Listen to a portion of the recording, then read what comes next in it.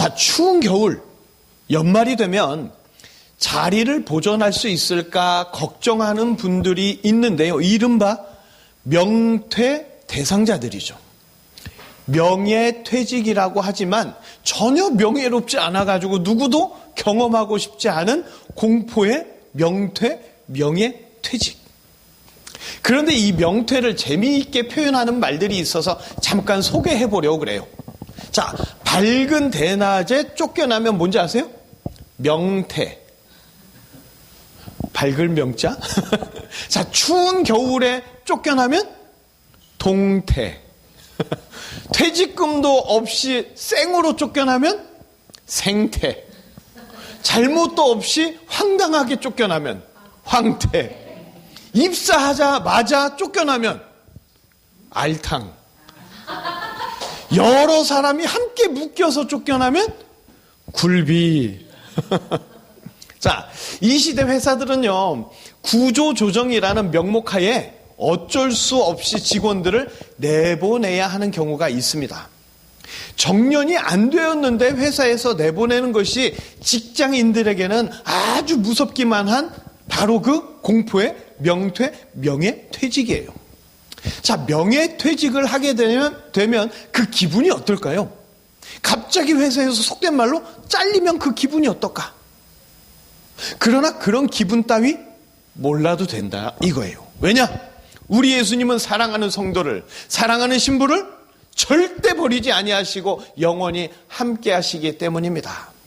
2023년의 마지막 시간, 혹시 우울한 일이 있을 수도 있지만 영원한 신랑 되시는 예수님으로 인하여 소망과 은혜가 풍성한 2023년의 마지막, 그리고 2024년의 시작이 되시기를 주님의 이름으로 축복합니다. 사람은 일을 할 때 살아있음을 느끼고 삶의 보람을 느끼죠. 그래서 일한 만큼 약속대로 대우받는 것이 매우 중요합니다. 하지만 이 세상에서는 일한 만큼 인정받는 게 그렇게 쉽지가 않아요. 기본이 보장되지 않으니까 노동조합 같은 것도 생겨나는 겁니다. 일한 만큼 받는 거 아주 중요한 개념이에요. 일한 만큼 인정받고 약속된 대가를 받는 것이 사회 정의이고요, 사회 선입니다. 만약 이게 무너지면 악한 세상, 악한 사회가 되는 거죠. 그런데 인간의 욕심 때문에 일한 만큼 대우받는 게 잘 지켜지지 않을 때가 많이 있다는 거예요. 사회가 못하니까 종교까지 나서서 땀 흘린 만큼의 대가, 약속된 만큼의 대가를 온전히 받을 수 있도록 목소리를 높이면서 실천하라고 촉구하고 있는 거죠. 그런데도 이 세상에서는 고용주와 고용인의 갈등이 멈출 줄 모르고 계속됩니다. 일한 만큼 인정받고 불로소득은 사라지고, 그러면 이 세상 좀 더 살기 좋은 그런 선한 세상이 될 것 같지 않으십니까? 자, 오늘 성경에도요, 고용주와 고용인, 포도원 주인과 품꾼이 나와요. 자, 포도원 주인은 이른 시간 인력 시장에 나갔습니다. 그래서 일자리가 없는 사람들에게 한 데나리온을 약속하고 품꾼으로 고용했어요. 그리고 잠시 오전 9시쯤 장터에 나갔는데, 일이 없어서 놀고 서 있는 안타까운 사람들이 또 있어서 상당한 대가를 약속하고 그들도 품꾼으로 고용했습니다. 그리고 정오에 또 오후 3시에도 또 장터로 나가서 일이 없는 사람들을 고용했습니다. 그리고 오후 5시에도 장터에 나가봤는데 또 일이 없는 사람들이 있는 거예요. 포도원 주인이 아주 답답해하면서 어찌하여 종일토록 놀고 여기 서 있느냐? 그리고 묻습니다. 그들이 우리를 품꾼으로 쓰는 이가 없어서 그렇습니다. 힘없이 대답할 때 포도원 주인은 그러면 너희도 포도원으로 들어가라. 그러면서 그들도 품꾼으로 고용을 했습니다. 자, 그리고 1시간이 더 지나서 해가 졌어요. 일이 끝나는 오후 6시까지 1시간밖에 남지 않았는데도 그냥 놀고 있는 자를 그냥 지나칠 수 없어서 품꾼으로 쓰는 포도원 주인. 정말 선한 사람 같지 않습니까? 그런데 이제 문제가 발생을 하는 거예요. 고용주와 고용인이 일의 대가 때문에 부딪힙니다. 포도원 주인이 품꾼들에게 삭스를 주는데 나중 온 사람부터 주라고 그런 거예요. 그러면서 나중 온 사람에게 한 데나리온을 줬습니다. 1시간밖에 일하지 않았는데 한 데나리온을 받았어요. 당시 한 데나리온은 평균적인 하루 품삯입니다. 평균적인 하루 품삯. 자, 지금도 한국의 경우에 평균 1인당 국민소득이 3만 불을 넘죠. 4인 가족으로 환산하면 1억 5천만 원을 육박하는 금액이에요. 즉, 한 데나리온은 지금 한국 일당으로 따지자면 40만 원이 넘어가는 금액이에요. 한 가족의 생계를 충분히 감당할 수 있는 그런 돈이라는 거예요. 자, 1시간 일하고 이만한 돈을 받았습니다. 그러니 처음 온 사람들은 당연히 더 받을 줄 알았어요. 하지만 처음 왔던 사람들도 똑같이 한 데나리온이었습니다. 아니, 어떻게 이럴 수가 있나요? 이럴 거였으면 처음 온 사람부터 줘가지고 나중 온 사람들이 얼마 받았는지 모르게 하든지, 아니면 선한 마음으로 일꾼들을 불쌍히 여겨서 더 주고 싶었다면 처음 온 사람들에게도 더 주던지. 일한 만큼 주는 것이 합당한 계산 아니겠습니까? 왜 포도원 주인은 처음에 선한 척 하다가 마지막에 가서 악하게 행동하느냐 하는 거죠. 자, 포도원 주인은 약속대로 내가 했지 않느냐 하는데, 그런 말 있잖아요. 상대적 박탈감. 이거 어쩔 거야, 이거는. 처음 포도원 주인이 한 데나리온을 약속했다지만 지금 주인이 하는 행동은 경우가 다른 이야기 아닌가 하는 겁니다. 왜 예수님은 이런 불합리한 계산을 하는 이상한 포도원 주인 이야기를 비유로 말씀하시는 걸까요? 오늘 예수님의 비유는 도대체 무슨 이야기겠느냐 하는 겁니다. 자, 태초에 하나님은 천지를 창조하셨습니다. 하나님이 창조하신 것에는 마지막에 창조된 인간까지 모든 것이 다 완벽했어요. 그리고 하나님이 행하시는 모든 것이 다 선이었습니다. 하나님에 의해서 선하고 완벽하게 창조된 인간은요, 하나님의 약속이라면 기꺼이 믿고 다 따라갔어요. 그러나 인간은 어느 순간 하나님의 약속 속에서 불합리한 계산을 발견한 거예요. 아니, 다 되는데 왜 선악과는 안 되는 거야? 거기에 마귀가 답을 줍니다. 야, 선악과 먹으면 하나님처럼 되기 때문이야. 인간은 하나님의 약속에 의심에 의심을 더했습니다. 그리고 이제는 인간 자신이 하나님처럼 선과 악을 정하고 싶어서 하나님의 약속, 하나님의 말씀을 정면으로 거부하여서 선악과에 손을 대고 죄의 길로 들어서게 되었습니다. 하지만 인간은 하나님이 아니라 불완전한 피조물에 불과했지요. 선악과의 죄를 짓고 나서는 선도 악도 기준이 다 사라져버렸어요. 그저 자기에게 이득이 되면 선, 자기에게 손해가 되면 악. 그래서 인간에게 선악은 매번 바뀌어요. 그래서 뭐라고 하냐? 내가 하면 로맨스, 남이 하면 불륜. 내로남불이라는 요상한 개념으로 선악을 삼고 항상 남을 욕합니다. 그러면서 또한 남에게 늘 욕먹는 악의 인생, 죄의 인생을 모든 인간이 살아가고 있는 거죠. 랍비들의 문서 중에서도 오늘 예수님이 하신 비유와 비슷한 이야기가 나옵니다. 포도원 주인이 이른 시간뿐 아니라 늦은 시간에도 품꾼을 구했는데 오후 5시에 온 품꾼은 늦게라도 일을 준 주인에게 고마운 마음이 들어서 비록 1시간이지만 12시간 일한 것만큼 열심히 몸살이지 않고 많은 일을 해냈다 하는 얘기예요. 이게 랍비의 문서에 있는데 일찍 세상을 떠난 후배 랍비를 위한 선배 랍비가 에드획을 조사로 썼던 글의 자료로 짧은 인생이었지만 누구보다 열심히 일했으니까 충분히 상급 받을 것이다. 이런 위로의 이야기로 인용이 된 문헌이 있습니다. 자, 나중 온 사람이 너무 열심히 일해서 똑같이 한 데나리온을 포도원 주인이 주었을까요? 아니요. 랍비의 문서는 지극히 사람 머리에 의존한 인간 중심의 해석입니다. 이 포도원 품꾼 비유의 핵심은 포도원 주인이에요.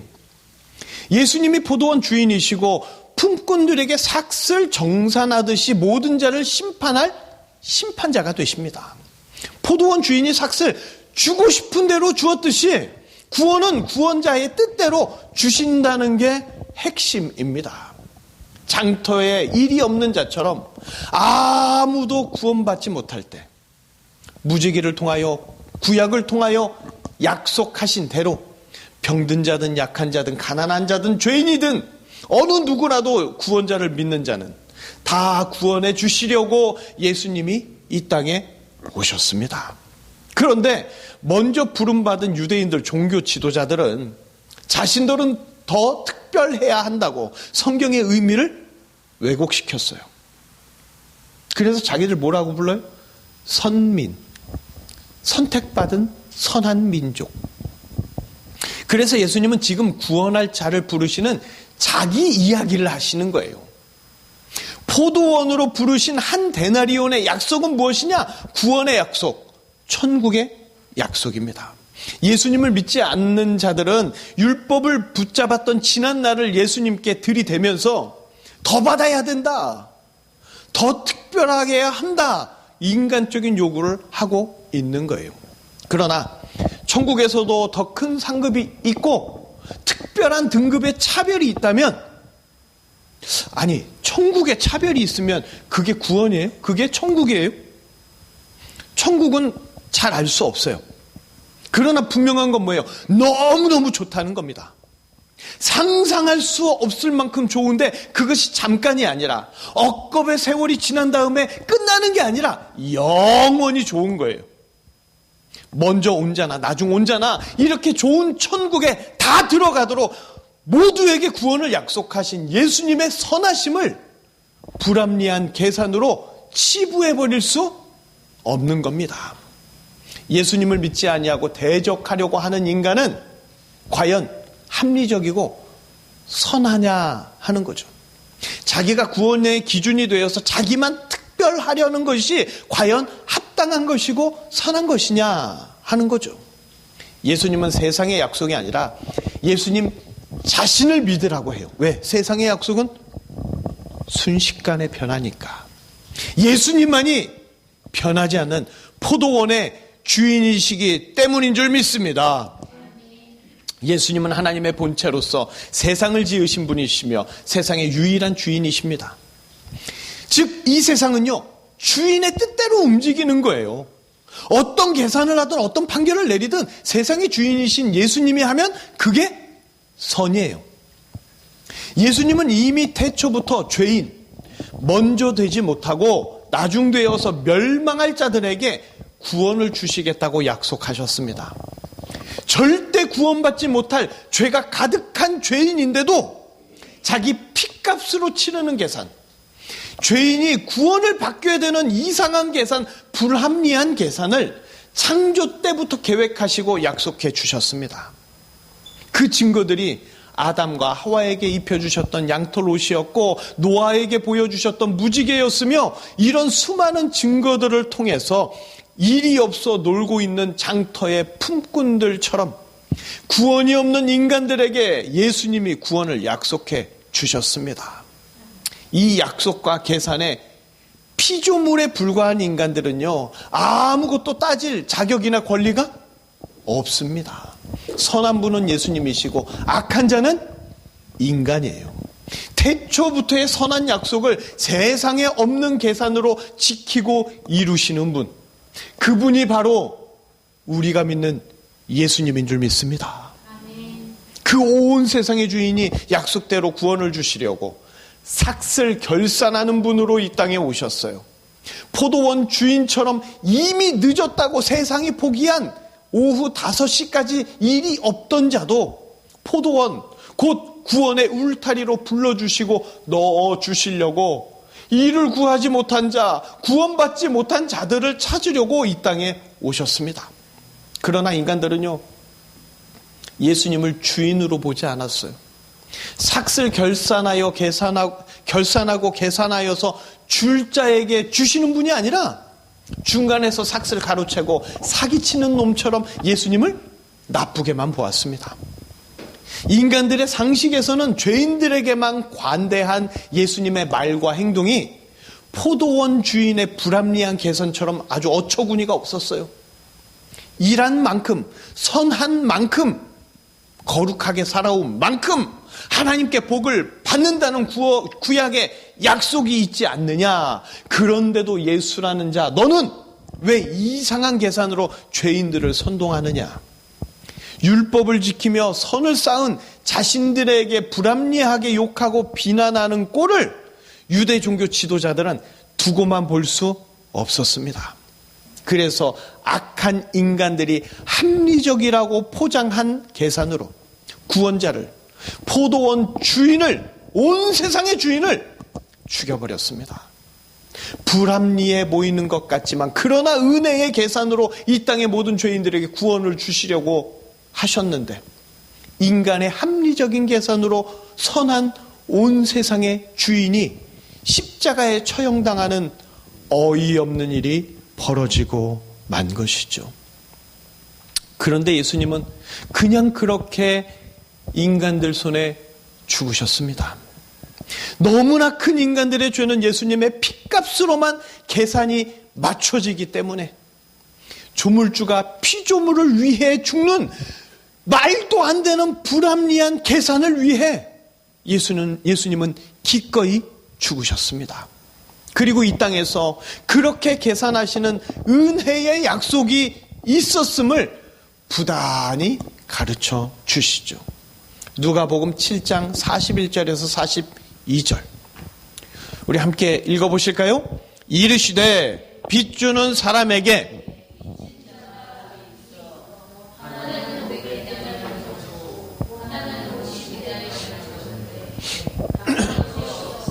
둘 다 탕감하여 주었으니 둘 중에 누가 그를 더 사랑하겠느냐.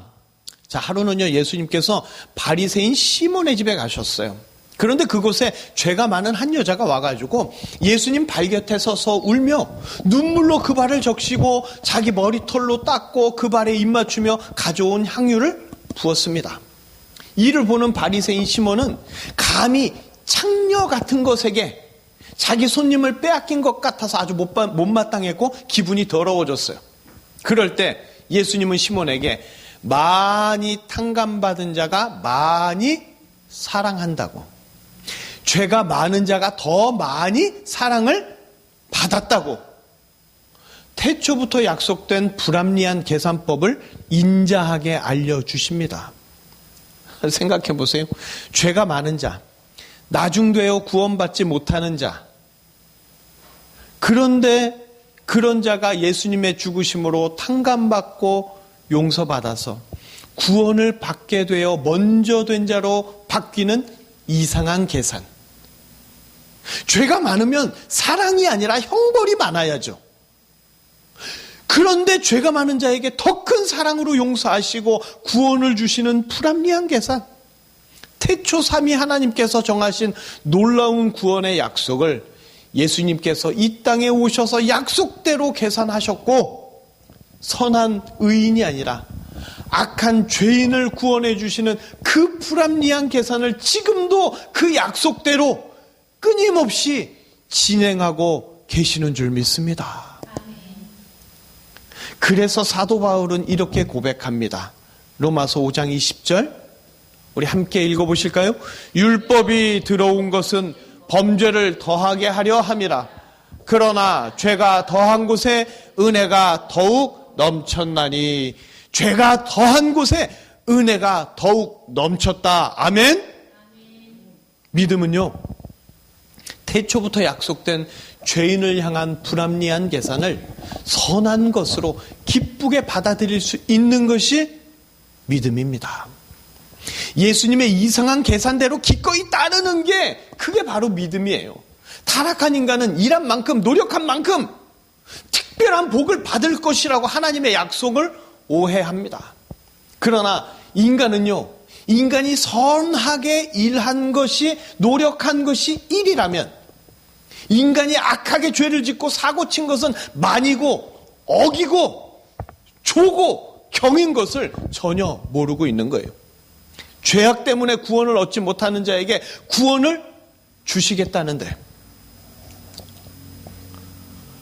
나는 되고 남은 안 되고, 남은 이만큼 받아도 나는 이만큼 받아야 되고, 인간의 악한 계산으로 선한 계산을 하시는 예수님께 대들고 예수님을 대적한다면 그는 나중에 되어서 구원에서 영원히 멀어지고 맙니다.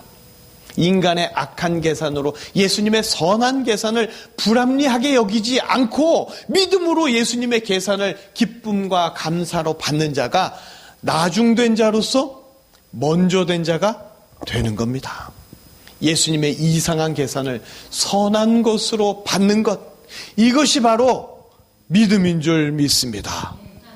선악과를 금한 것이 불합리하지 않냐고, 하나님을 향하여 불만 불평이 가득했던 인간, 결국 선악과를 먹지 말라는 하나님의 말씀을 어기고 죄를 짓고 타락하여 하나님을 떠났죠. 하나님이 없는 인간은 선과 악의 기준이 사라졌습니다.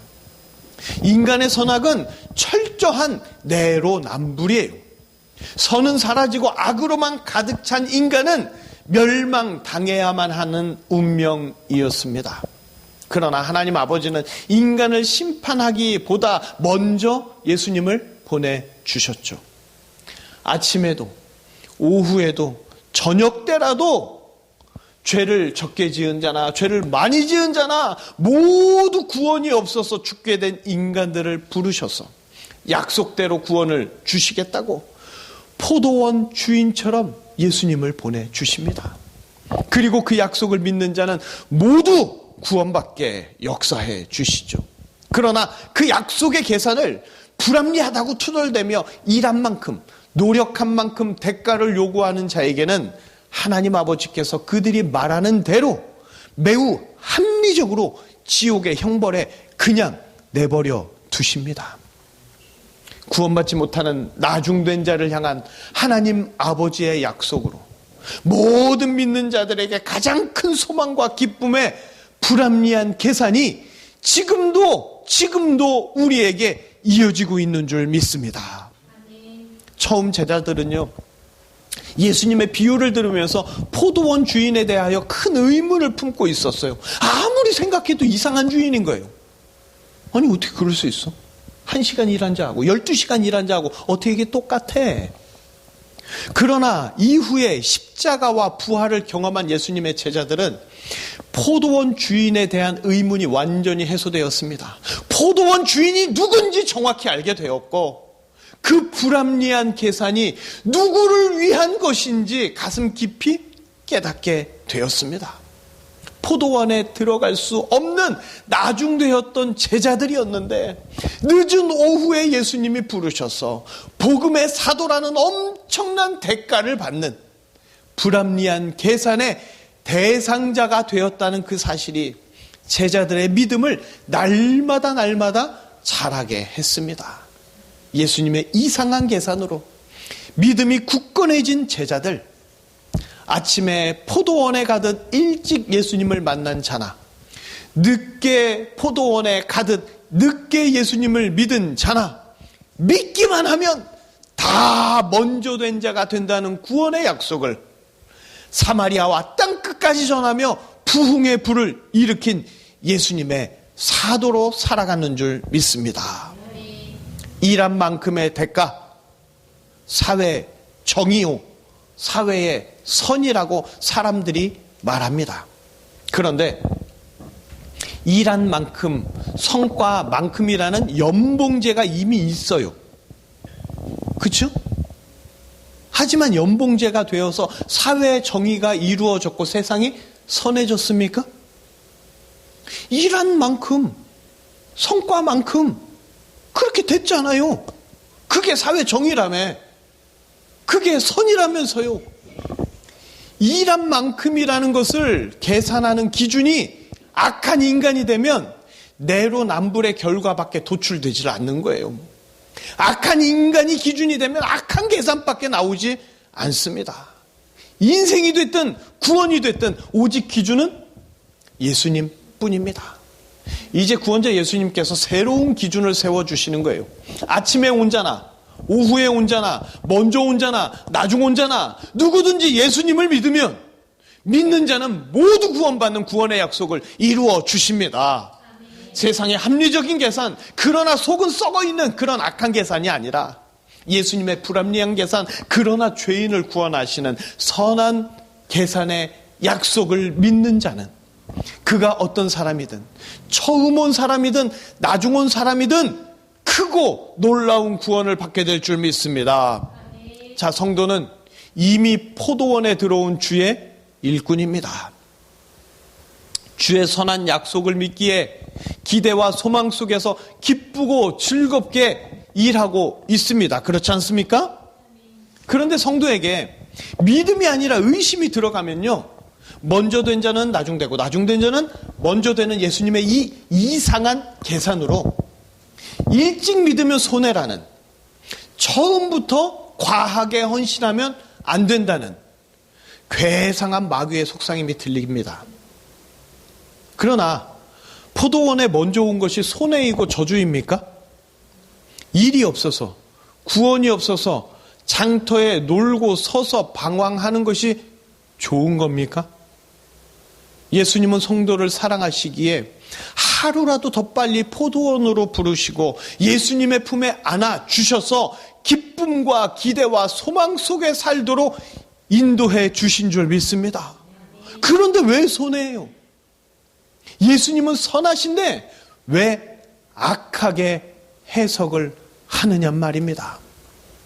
손해라고 생각하는 자는 먼저 된 자 나중 되듯이 구원에서 멀어집니다. 결코 구원받을 수 없습니다. 오후에 들어온 자도 더 노력했기 때문에 일의 양을 채웠다, 일한 만큼을 계산하는 천주교의 교리에 빠져서 예수님의 복음을 왜곡시키면 안 됩니다. 모든 인간은 구원을 받지 못해 장터에 놀고 서 있는 자들이에요. 그런데 예수님이 불러 주셨습니다.